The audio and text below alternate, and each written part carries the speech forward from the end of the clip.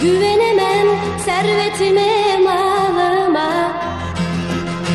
Ümidim yok bugün ile yarına.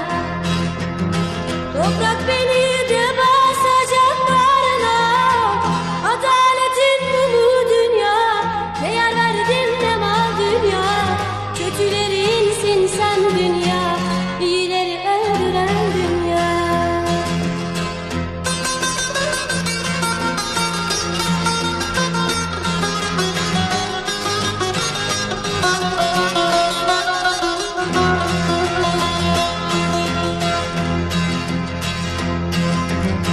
Ne insanlar gelip geçti kapından.